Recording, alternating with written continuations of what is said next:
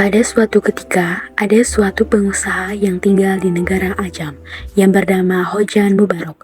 Ia adalah seorang kaya raya, akan tetapi ia tidak mempunyai anak. Selang seberapa lama, setelah ia berdoa kepada Tuhan, istri dari Mubarok pun melahirkan seorang anak laki-laki yang diberi nama Hojan Maimun.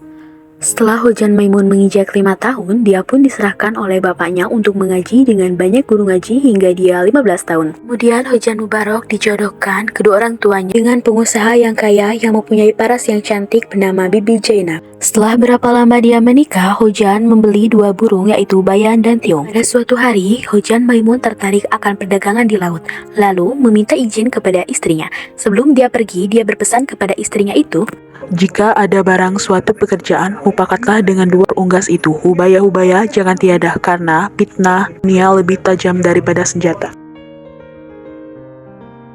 Setelah beberapa lama ditinggal suaminya, seorang anak Raja Ajam yang sedang berkuda tidak sengaja melihat Bibi Jainab dan dia sangat terpesona akan kecantikan dari Bibi Jainab. Anak Raja Ajam itu pun mengajak Bibi Jainab untuk pergi berkencan.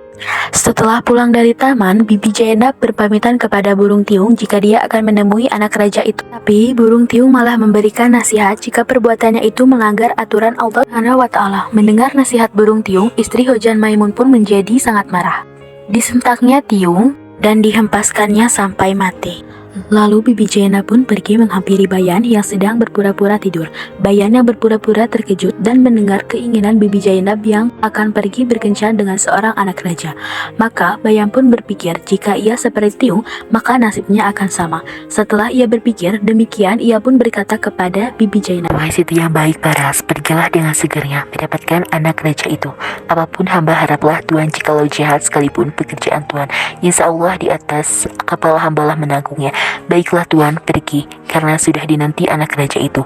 Apakah dicari oleh segala manusia di dunia ini selain martabat, kesabaran, dan kekayaan?" Pun akan nambah tuan, ini adalah seperti hikayat seekor unggas Bayan yang dicabut bulunya oleh tuannya, seorang istri saudagar. Kemudian istri Hojan Maimun pun sedia mendengarkan cerita tersebut, dan burung Hubayan pun bercerita kepada Bibi Jainab dengan maksud agar memperlihatkan perempuan itu.